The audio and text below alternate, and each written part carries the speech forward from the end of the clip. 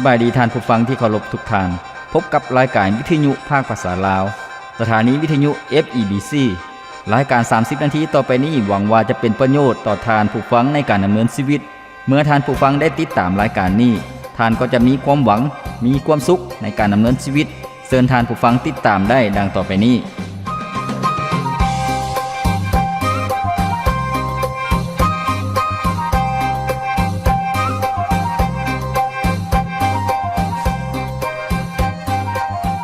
คำของพระเจ้าได้กล่าวไว้ว่าผู้ใดมีใจอ่อนหวานก็เป็นสุขเพราะว่าผู้นั้นจะได้รับแผ่นดินโลกเป็นมรดกผู้ใดอึดหิวความชอบธรรมก็เป็นสุขเพราะว่าพระเจ้าจะทรงให้อิ่มบริบูรณ์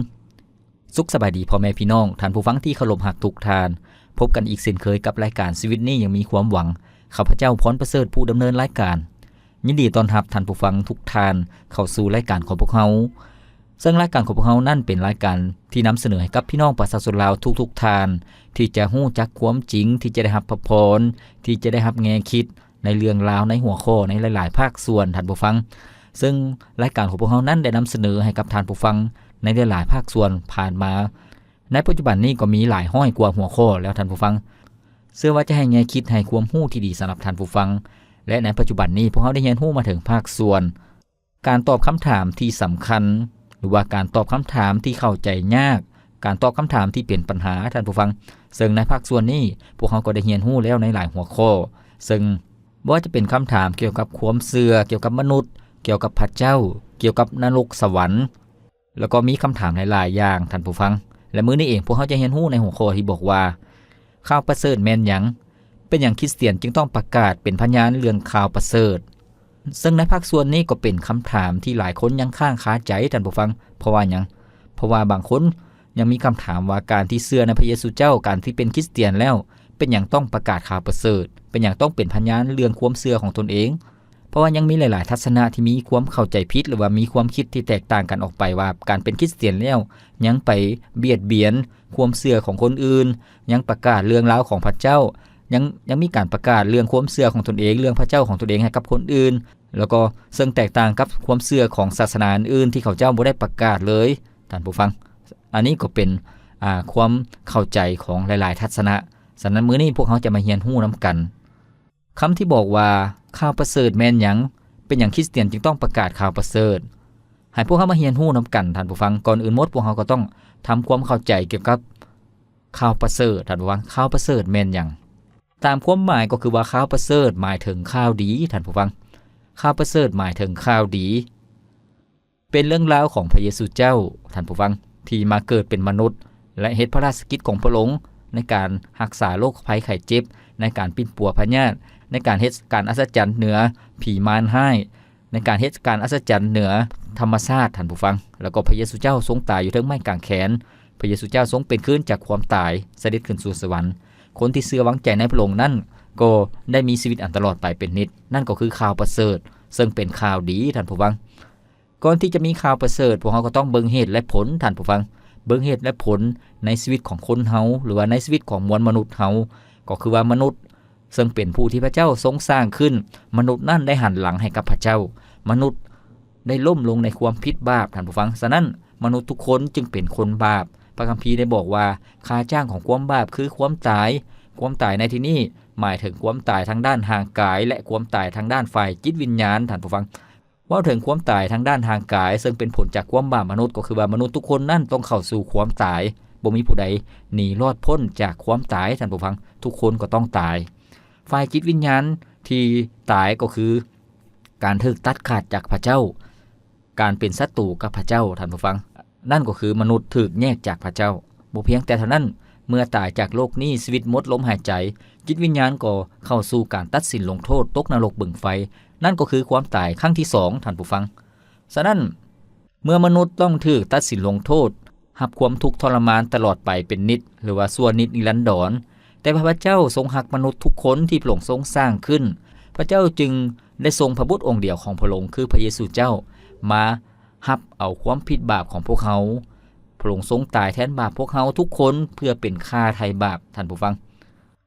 แล้วก็พระเจ้าทรงเอิ้นให้ทุกคนนั่นถิ่มใจเก่าเอาใจใหม่หรือว่ากลับใจจากความผิดบาปจากหนทางที่ตนเองนั่นก้าวเดินไปในทางที่บ่ฮู้จักกับพระเจ้า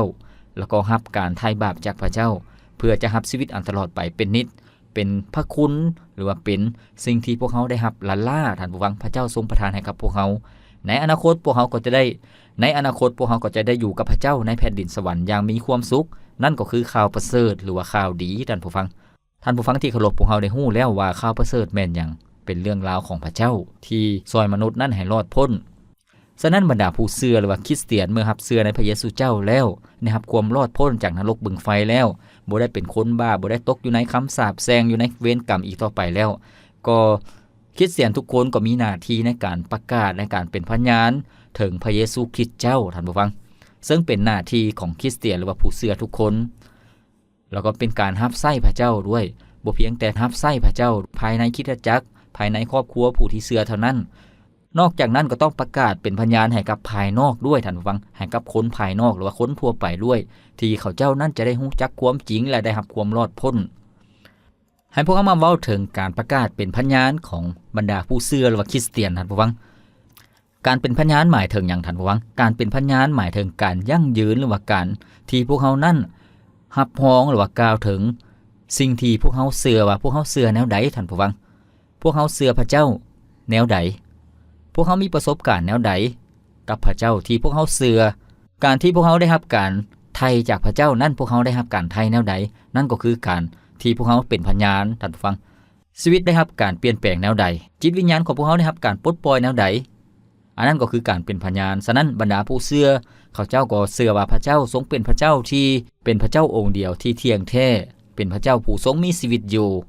เป็นพระเจ้าผู้ทรงไถ่บาปพวกเขาโดยการที่พวกเขาเชื่อว่าพระเยซูเจ้าผู้มาบังเกิดในโลกนี้เมื่อ 2,000 กว่าปีที่แล้วพระองค์ทรงยอมตายอยู่ทั้งไม้กางแขนเพื่อเป็นค่าไถ่บาปของพวกเขาฉะนั้นเมื่อพวกเขาเชื่อในการไถ่ของพระเจ้าพวกเขาก็ได้รับการไถ่บาปท่านผู้ฟัง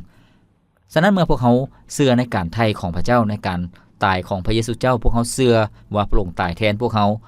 ก็ได้รับการอภัยความผิดบาปหรือว่าได้รับการยกโทษท่านผู้ฟังชีวิตของพวกเขาก็ได้รับการเปลี่ยนแปลง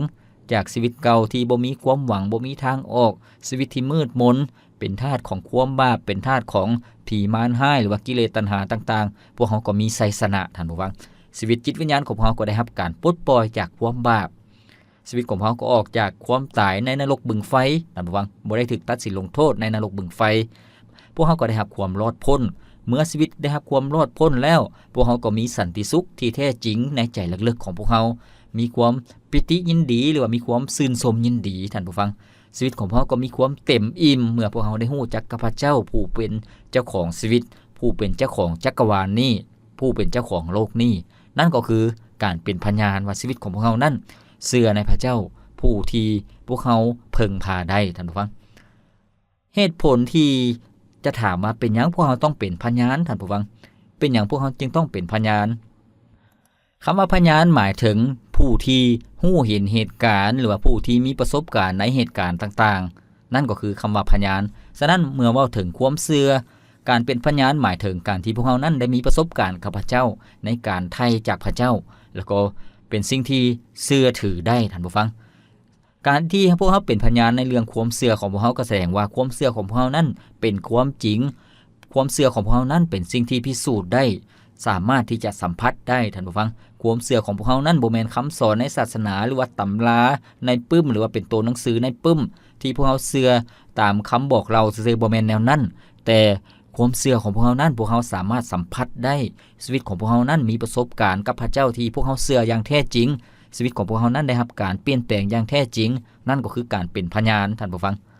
ฉะนั้นเป็นหยังจึงต้องเป็นพยานก็เพราะว่าคำพยานในชีวิตของพวกเขานั้นจะเป็นสิ่งที่เสริมสร้างหรือว่าเป็นองค์ประกอบในสิ่งที่พวกเขาประกาศออกไปท่านผู้ฟังก็คือว่าเรื่องราวของพระเจ้าของพระเยซูเจ้าเรื่องราวความพ้นผ่านทางข่าวประเสริฐพวกเขาก็สามารถเป็นพยานแล้วพวกเขาจะเป็นพยานแนวใดท่านผู้ฟังบางคนก็จะมีคำถามว่าเมื่อเว้าถึงการเป็นพยานแล้วจะเป็นพยานแนวใดล่ะเป็นคริสเตียนเป็นพยานแนวใดก็คือว่าการเป็นพยานในชีวิตนั่นเองท่านผู้ฟังโดยการใช้คำเว้าหรือภาษาที่เข้าใจได้ในการเป็นพยานการเป็นพยานนั้น โดยการเว้าอย่างนักแน่นหรือว่าเว้าอย่างจริงใจท่านผู้ฟังในการประกาศด้วยถ้อยคำการเป็นพยานนั้นยังเป็นพยานในด้านการประพฤติหรือว่าการกระทำหรือว่าชีวิตของพวกเราที่แสดงออกมานั่นก็คือการเป็นพยานท่านผู้ฟังบางคนอาจจะเป็นพยานว่าพระเจ้าดีพระเจ้าทรงเป็นพระเจ้าที่ยุติธรรมเป็นพระเจ้าที่เต็มด้วยความรักความเมตตาแต่ว่าเบิ่งชีวิตของตนเองนั้นบ่ได้สอดคล้องกับความเชื่อเลยบ่ได้สอดคล้องกับพระเจ้าหรือว่าข่าวประเสริฐที่ตนเองประกาศอันนั้นก็บ่ได้เหมาะสมท่านผู้ฟังฉะนั้นคำพยานเรื่องชีวิตของพวกเขาที่พวกเขาประกาศออกไปนั่นการประพฤติพวกเขาก็ต้องสอดคล้องกับความเชื่อท่านผู้ฟังการประพฤติในการหันจากการประพฤติของเขาที่หลีกหนีจากสิ่งชั่วร้ายการประพฤติของเขาที่หลีกหนีจากอบายมุขหรือว่ากิเลสตัณหาสิ่งที่บ่ดีต่างๆการคาบไหว้บูชาหรือว่าเรื่องโชคชะตาราศีต่างๆสิ่งเหล่านั้นบรรดาผู้เชื่อบ่ได้ยุ่งเกี่ยวแล้วก็มีชีวิตที่บริสุทธิ์ยุติธรรมท่านผู้ฟังการแสดงชีวิตที่เป็นพยานก็เป็นการยั่งยืนความจริงที่พวกเขาได้เชื่อท่านผู้ฟังแล้วก็เป็นชีวิตของคริสเตียนด้วยการเป็นพยานด้วยคำเว้านั่นก็คือพวกเขาสามารถเว้าถึงชีวิตของตนเองว่าตอนที่ยังบ่ได้เชื่อพระเจ้านั้นชีวิตของตนเองเป็นแนวใดท่านผู้ฟังมีมนุษย์สัมพันธ์แนวใดหรือว่าด้านความเชื่อของตัวเองตอนที่ตนเองนั้นบ่ได้เชื่อพระเจ้าตัวเองมีตนเองนั้นมีความย่านแนวใดหรือว่าคาบไหว้บูชาสิ่งใดแน่ด้านการประพฤติในชีวิตของพวกเขาเด้การประพฤติในชีวิตของตนเองเด้เป็นแนวใดสภาพจิตวิญญาณของตนเองนะเป็นแนวใดจิตวิญญาณบ่มีความหวังจิตวิญญาณนั้นถูกเบียดเบียนจากผีมารชั่วร้ายต่างๆการดำเนินชีวิตก็อยู่แต่ในความบาปอันนั้นก็คือชีวิตตอนที่พวกเขายังบ่ได้เชื่อพระเจ้าการเป็นพยานเรื่องคำเว้าพวกเขาก็ต้องเว้าถึงประสบการณ์ที่พวกเขามีต่อพระเจ้าผู้ใดเป็นคนที่ประกาศหรือว่าเป็นพยานให้พวกเขาได้ยินข่าวประเสริฐหรือว่าข่าวดีแล้วก็ชีวิตของพวกเขานั้นตกอยู่ในสภาพแนวใดพวกเขาจึงรับเชื่อในพระเยซูเจ้าแล้วก็เมื่อชีวิตของพวกเขาเชื่อในพระเจ้าแล้วพวกเขามีประสบการณ์แนวใดพบกับอุปสรรคปัญหาแนวใดแดนั่นก็คือชีวิตของพวกเขาท่านผู้ฟังที่สามารถกล่าวเป็นพยานถึงสิ่งที่พวกเขาเชื่อในข่าวประเสริฐได้ท่านผู้ฟังท่านฟังที่เคารพมื้อนี้พวกเขากำลังเรียนรู้ในภาคส่วนที่บอกว่าการตอบคำถามที่สำคัญหรือว่าการตอบคำถามที่เข้าใจยากหรือว่าเป็นคำถามที่ยังค้างคาใจอยู่พวกเขาได้เรียนรู้ในหัวข้อที่บอกว่าข่าวประเสริฐแม่นหยังเป็นหยังคริสเตียนหรือว่าผู้เชื่อจึงต้องประกาศเป็นพยานเรื่องข่าวประเสริฐพวกเขาได้เรียนรู้แล้วในบางส่วนให้พวกเขามาพักฟังเพลงจากรายการของเขาก่อนจักหนึ่งเสียงเพลงแล้วพวกเขาจะมาเรียนรู้นํกันอีกในส่วนต่อไปความหักของพระเจ้าอยู่ที่ไม้กางเขนดำลง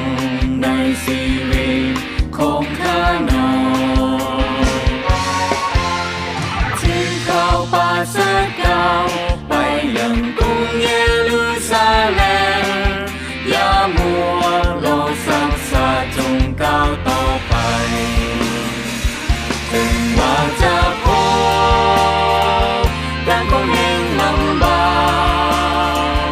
แต่ว่าพวกเราคงจะพึ่งคืนจงประกาศข่าวอาณาจักรพระเจ้าคริสตจักรจะต้องมีชัยชนะก้าวไปตามพระวงศาคริสตจักรของเฮาจงลุกขึ้นมาเถิดถึงจะพบความตายความหน้าก็จะบ่เลี้ยวก็คือหลังก้าวไปตามไฟพระวิญญาณเข้าป่าเสือเฮาจงลุกขึ้นมาเถิดจนถึงวันพระเยซูเจ้าเสด็จกลับมา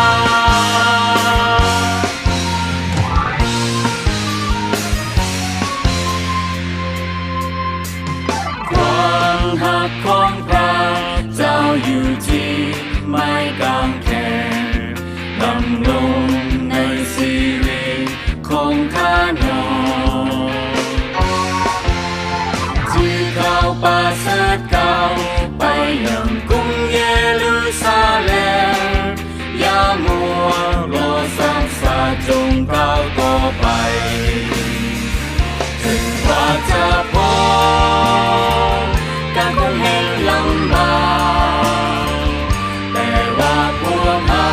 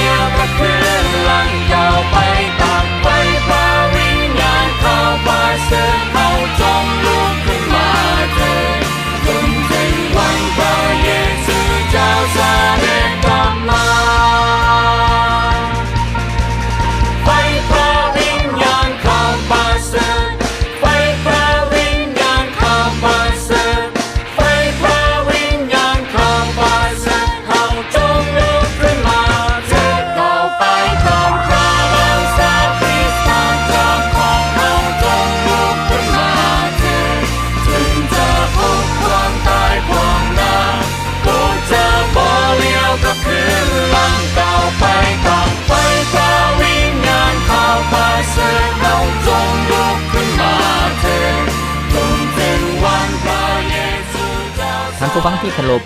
มื้อนี้พวกเราได้เรียนรู้ในหัวข้อที่บอกว่าข่าวประเสริฐแม่นหยังเป็นหยังบรรดาผู้เชื่อหรือว่าคริสเตียนจึงต้องประกาศเป็นพยานเรื่องราวข่าวประเสริฐ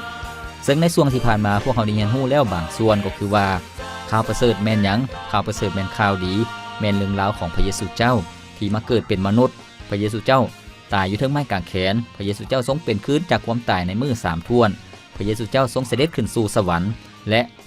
มื้อหนึ่งพระองค์จะเสด็จกลับมารับพวกเขาไปอยู่ในแผ่นดินสวรรค์กับพระองค์นั่นก็คือคำมั่นสัญญาของพระเจ้านั่นก็คือข่าวประเสริฐหรือว่าข่าวดีผู้ใดก็แล้วแต่ไผก็แล้วแต่ที่เปิดใจรับเชื่อในข่าวประเสริฐคนนั้นก็ได้รับการยกความผิดบาปท่านผู้ฟังคนนั้นก็เป็นคนชอบธรรมคนนั้นก็ได้เข้าในแผ่นดินสวรรค์บ่ได้ตกนรกบึงไฟบ่ได้ตกนรกอเวจีอีกต่อไปนั่นก็คือข่าวประเสริฐพวกเราได้เรียนรู้แล้วบางส่วนในช่วงที่ผ่านมาว่าถึงการเป็นพยานท่านผู้ฟังการเป็นพยานหรือว่าการประกาศข่าวประเสริฐหรือว่าเป็นพยานข่าวประเสริฐก็คือว่าพวกเขาสามารถเป็นพยานในด้านคำเว้าและการกระทำท่านผู้ฟังหรือว่าการประพฤติหรือว่าชีวิตของพวกเขาที่มีชีวิตใหม่เมื่อพวกเขาเชื่อในพระเจ้าพวกเขาสามารถเป็นพยานในการดำเนินชีวิตของพวกเขาซึ่งชีวิตได้รับการปรับปรุงเปลี่ยนแปลงฉะนั้นท่านผู้ฟังที่เคารพการที่พวกเขาเป็นพยานด้วยคำเว้านั้นพวกเขาก็สามารถเว้าถึงประสบการณ์หลังจากที่พวกเขามาเชื่อในพระเยซูเจ้าหลังจากที่พวกเขาเปิดใจรับเชื่อตอนรับพระเยซูเจ้าให้มาเป็นพระเจ้าเป็นเจ้าของชีวิตในชีวิตของพวกเขาประสบการณ์พวกเขาเป็นแนวใดท่านผู้ฟังชีวิตของพวกเขาเป็นแนวใดจิตวิญญาณรู้สึกแนวใดจิตวิญญาณของพวกเขาก็คือชีวิตภายในของพวกเขารู้สึกอบอุ่นรู้สึกมีความสุขความปิติยินดีรู้สึกมีความหวังว่าพระเจ้าทรงอยู่กับชีวิตของพวกเขาพระเจ้าทรงปกป้องนำพาชีวิตของพวกเขาพระเจ้าทรงฮักและห่วงใยพวกเขาและพระเจ้าจะให้พวกเขานั้นไปอยู่กับพระองค์อย่างมีความสุขตลอดไปอย่างมีความเบิกบานมวลซื่นหรือว่ามีความซื่นสมยินดีในแผ่นดินสวรรค์ตลอดไปแล้วก็เว้าถึงชีวิตของพวกเขานะครับการเปลี่ยนแปลงแนวใดท่านผู้ฟังจากคนเห็นแก่โตจากคนที่บ่ฮักคนอื่นจากคนที่มักกินเหล้าเมายาจากคนที่มักใจห้ายจากคนที่บ่สัตย์ซื่อชีวิตก็เปลี่ยนแปลงเป็นสิ่งที่ดีเป็นคนที่มีน้ำใจเป็นคนที่มีความฮักความเมตตาคนอื่นเป็นคนที่สัตย์ซื่อเป็นคนที่ดุมันขยันเพียรเป็นคนที่ให้เกียรติทุกๆคนเป็นคนที่ฮักพระเจ้าเป็นคนที่ห่างไกลจากความบาปจากกิเลสตัณหา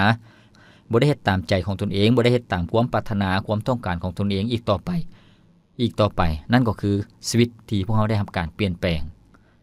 ท่านฟังที่เคารพเมื่อเว้าถึงการประกาศหลายคนก็จะเข้าใจว่า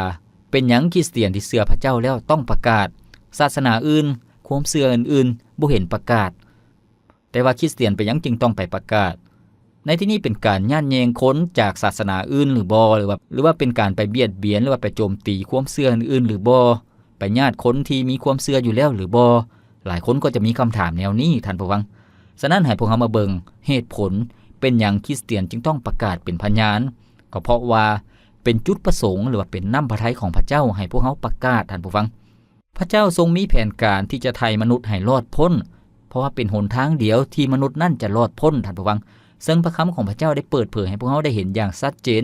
อยู่ในพระธรรมโยฮันบทที่14ข้อที่6ท่านผู้ฟังพระธรรมโยฮันบทที่14ข้อที่6ในที่นี้ได้กล่าวไว้ว่าพระเยซูเจ้าตอบเพิ่นว่าเฮานี่แหละเป็นทางนั่นเป็นความจริงและเป็นชีวิตบ่มีผู้ใดมาถึงพระบิดาเจ้าได้นอกจากมาทางเฮาแม่นแล้วท่านผู้ฟังคำตอบในพระคิดธรรมคัมภีร์ได้บอกพวกเขาให้เห็นอย่างชัดเจนว่าทางเดียวที่มนุษย์นั่นจะไปถึงพระเจ้าจะได้รับการคืนดีกับพระเจ้าจะบ่ได้เป็นศัตรูกับพระเจ้า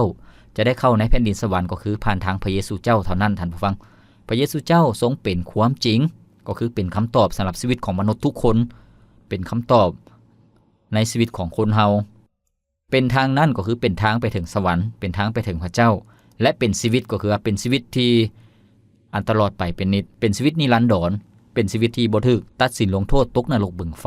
ท่านผู้ฟังฉะนั้น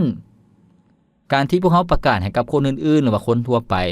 เป็นการแสดงถึงความฮักของพระเจ้าที่มีต่อมนุษย์ท่านผู้ฟังฉะนั้นพวกเขาก็ต้องประกาศความฮักของพระเจ้าให้กับมนุษย์หนทางรอดพ้นของพระองค์เป็นหยังพวกเขาจึงต้องประกาศเพราะว่าเป็นคำสั่งของพระเจ้าท่านผู้ฟังพระเจ้าทรงสั่งหรือว่าทรงบัญชาบรรดาผู้เชื่อหรือว่าบรรดาสาวกให้ประกาศข่าวประเสริฐให้กับคนทั่วไปที่เขาเจ้านั้นจะฮู้จักความจริง คำสั่งที่ชัดเจนของพระเยซูเจ้าต่อบรรดาผู้เชื่อหรือว่าสาวกของพระองค์ให้ไปประกาศเป็นพยานเรื่องราวของพระองค์เป็นพยานเรื่องข่าวประเสริฐปรากฏอยู่ในพระธรรมมัทธิวบทที่28ข้อที่19ถึงข้อที่20ในที่นี้ได้กล่าวไว้ว่าเหตุฉะนั้นพวกเจ้าจงออกไปจงเฮ็ดให้คนทุกชาติเป็นลูกศิษย์ให้พวกเขารับบัพติศมาในพระนามแห่งพระบิดาพระบุตรและพระวิญญาณบริสุทธิ์เจ้าสั่งสอนพวกเขาให้ถือรักษาทุกๆสิ่งที่เฮาสั่งพวกเจ้าไว้แล้วนั่นนี่แหละเฮาอยู่กับเจ้าทั้งหลายทุกๆวันจนสิ้นโลกนี้ท่านผู้ฟังที่เคารพนี่ก็คือคำสั่งของพระเยซูเจ้าหรือคำบัญชาของพระองค์ให้พวกเฮาไปประกาศให้พวกเฮาผู้ที่เชื่อไปประกาศเป็นพยานท่านผู้ฟังให้กับคนทุกชาติในที่นี้คำที่บอกว่าให้คนทุกชาติเป็นลูกศิษย์ทุกชาติหมายถึงทุกประเทศทั่วโลกนี้ทุกชาติทุกภาษาทุกชนเผ่าให้ได้ยินข่าวประเสริฐของพระเยซูเจ้าท่านผู้ฟังฉะนั้นจึงบ่แปลกใจท่านผู้ฟังที่ข่าวประเสริฐของพระเยซูเจ้าเรื่องความพ้นของพระองค์มาถึงพี่น้องลาวเฮาบ่ว่าจะเป็นชนชาติชนเผ่าใดท่านผู้ฟังทุกชนชาติชนเผ่าทุกภาษาได้ยินเรื่องราวข่าวประเสริฐเพราะว่าทุกคนนั้นล้วนแต่เป็นมนุษย์ผู้ที่พระเจ้าทรงรักฉะนั้นท่านผู้ฟังที่เคารพการประกาศข่าวประเสริฐจึงเป็นหน้าที่ของพวกเขาอีกด้วยท่านผู้ฟังฉะนั้นการประกาศข่าวประเสริฐจึงเป็นหน้าที่ที่สำคัญที่คริสเตียนต้องเฮ็ดอย่างสัตย์ซื่อต้องเฮ็ดอย่างสุดกำลังความสามารถของตนเองในการประกาศท่านผู้ฟังการประกาศข่าวประเสริฐนั้นบ่เพียงแต่เป็นหน้าที่เท่านั้นที่พวกเขาต้องมีส่วนร่วมการประกาศข่าวประเสริฐนั้นก็เป็นสิ่งที่นำผลมาถึงพวกเขาท่านผู้ฟังการประกาศข่าวประเสริฐนั้นยังนำผลหรือว่า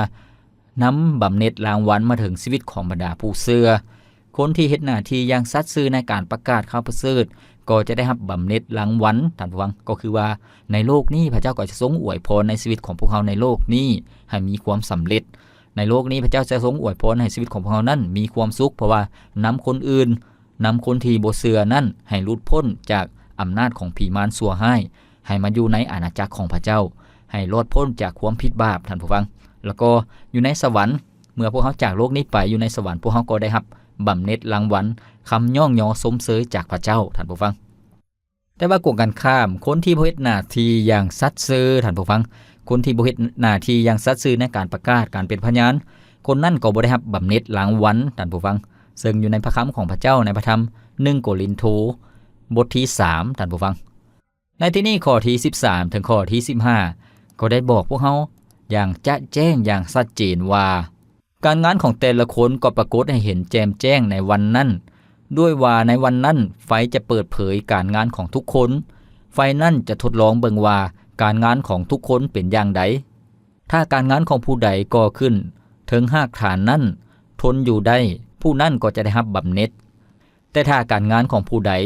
ถูกเผาไหม้เสียผู้นั้นก็จะขาดบำเหน็จแต่ตนเองก็จะได้พ้นแต่เหมือนผ่านพ้นไฟแม่นแล้วท่านผู้ฟัง